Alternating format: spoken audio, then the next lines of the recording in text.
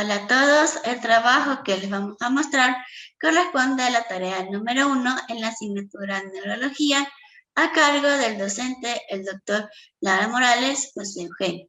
Se trata de la presentación y discusión de un caso clínico. Nosotros pertenecemos al séptimo semestre, paralelo B, en la Universidad Técnica de Manabí, Facultad de Ciencias de la Salud, en la Escuela de Medicina.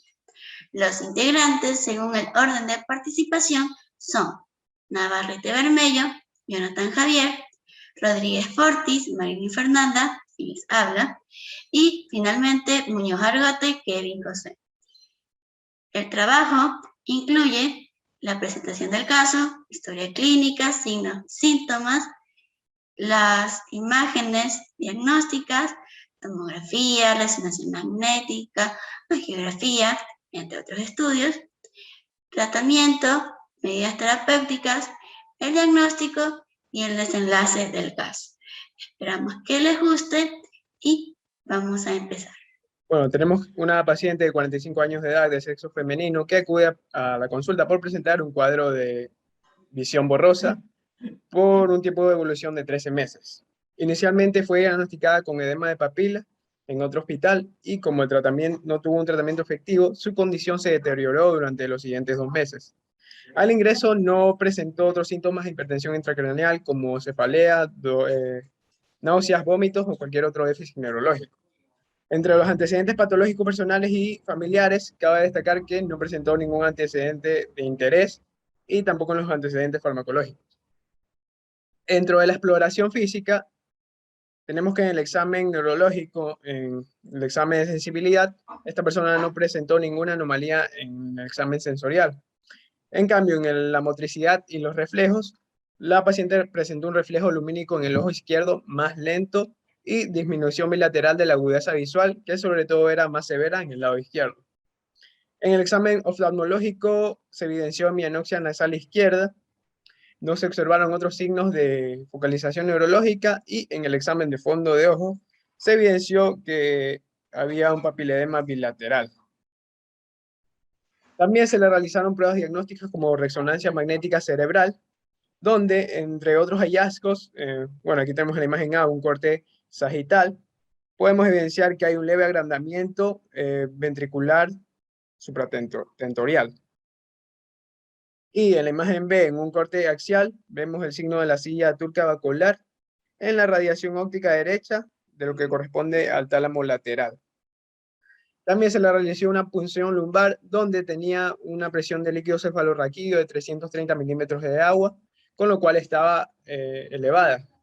El examen de recuento celular fue normal, no así el de proteína, que estaba sumamente elevada, que eran de 382,6 miligramos sobre decilitro, y también se realizó la tinción de tinta en líquido cefalorraquídeo, tuberculosis test spot en sangre negativo, que dieron negativos, perdón, todos estos dieron negativos, y sumados a la tomografía pulmonar, donde no se halló hallazgos, donde no hubo hallazgos anormales, se descartó la presencia de infección intracraneal tuberculósica. También se le realizó una tomografía computarizada lumbar que al principio no se presenta ninguna anomalía. En cambio, en la segunda imagen, que es una imagen retrospectiva, puede evidenciarse agujeros intervertebrales agrandados y también festoneado vertebral, es decir, que los bordes de las vértebras tenían una forma angular. Bueno, a esta persona, por presentar un aumento de las proteínas del líquido cefalorraquídeo, se sospechaba, además de que en la resonancia magnética cerebral no se encontraban lesiones ocupantes, se sospechaba que podría ser más bien una lesión extracraneal, con lo cual se quiso realizar una resonancia magnética lumbar, pero no se pudo porque la paciente presentaba tenía implantado un dispositivo intrauterino de metal, con lo cual se realizó una tomografía computarizada lumbar que no arrojó anomalías. Dado que no se podía establecer aún el diagnóstico de hipertensión intracraneal secundaria, se realizó una angiografía por sustracción digital, en la cual se pudo evidenciar, como vemos en la imagen A y B, una estenosis en la zona del seno transverso derecho, una zona con un calibre disminuido debido a la estenosis. Con lo cual, días después, a esta paciente, se la derivó al servicio de neurocirugía, en el cual se le implantó un stent del seno venoso, del seno transverso derecho intracraneal percutáneo. Bueno, como podemos ver, la angiografía por sustracción digital, luego de esta intervención, se halló que estaba bien posicionada y bien dilatada, pero la paciente aún no mejoraba sus síntomas, con lo cual 2 días después se le realizó otra punción lumbar, donde reveló que la presión del líquido cefalorraquídeo era todavía elevada, de 305 milímetros de agua, por lo cual se sugirieron más exámenes, pero la paciente se negó y fue dada de alta. Un año después, la paciente acude nuevamente a consulta por presentar un empeoramiento de su estado. Presentaba cefalea, náuseas y vómitos durante 13 meses. Al examen físico, en el examen neurológico, se constató que el reflejo lumínico estaba disminuido, el del ojo izquierdo principalmente, que era mucho más lento. Además de que había una peor agudeza visual de la que había antes, y se le realizó una resonancia magnética cerebral de corte axial, en la que se puede observar lo que es una hidrocefalia mucho más evidente de la que se observaba hace un año, por lo cual es admitida y se le programa una cirugía de derivación. En las pruebas diagnósticas, los exámenes oftalmológicos observaron y confirmaron la presencia de un mayor deterioro. Existía el papiledema y un déficit de los campos visuales, incluyendo una pérdida casi completa de la visión en ambos ojos. Se le realizó una punción lumbar y esta tuvo una presión de 320 mililitros de agua con una fuga de líquido cefalorraquídeo que fue disminuyendo progresivamente hasta que se redujo, y en el examen de este mismo líquido cefalorraquídeo que se hizo en la punción lumbar, se encontró que había un número elevado de proteínas. Habían 384,5 miligramos sobre decilitros, lo cual condujo a una sospecha clínica de obstrucción intraespinal, o más claramente a un tumor espinal.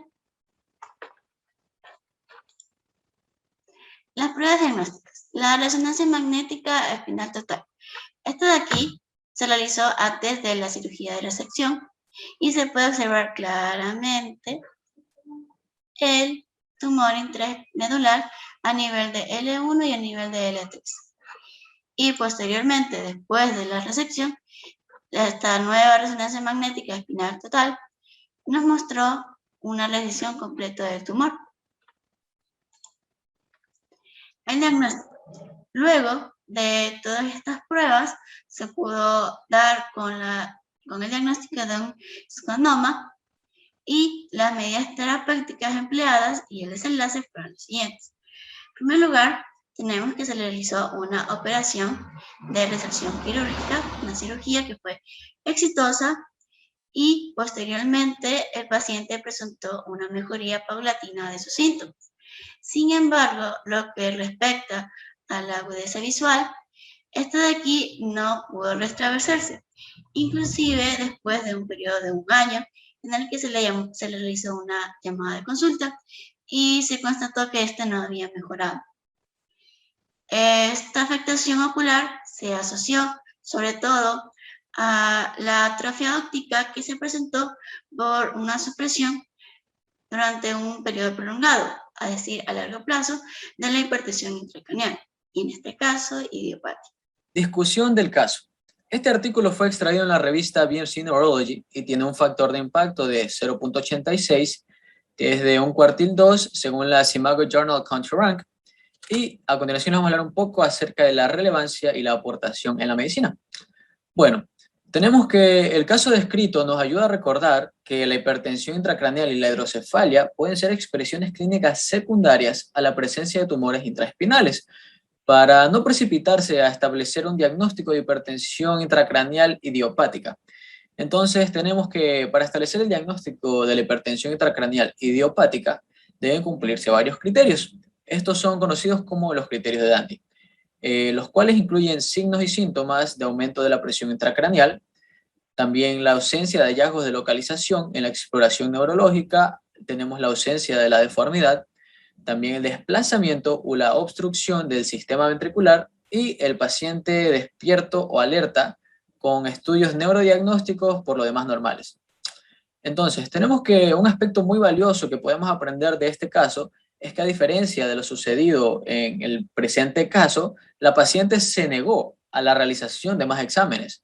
Ya que no mejoraban sus síntomas, debimos haber tratado de persuadirla, ya que los pacientes necesitan ser sometidos a otras pruebas diagnósticas en caso de ser necesario, para así llegar a un diagnóstico preciso y poder aplicar las medidas terapéuticas adecuadas para la mejoría del cuadro clínico.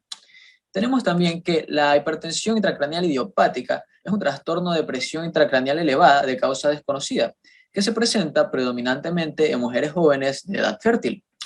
El análisis de neuroimagen y del líquido cefalorraquídeo es normal, excepto por la presión intracraneal elevada, sus síntomas y signos asociados. Entonces, bueno, los factores de riesgo relacionados con la hipertensión intracraneal idiopática son principalmente la obesidad, el consumo de anticonceptivos orales, el embarazo y la apnea obstructiva del sueño.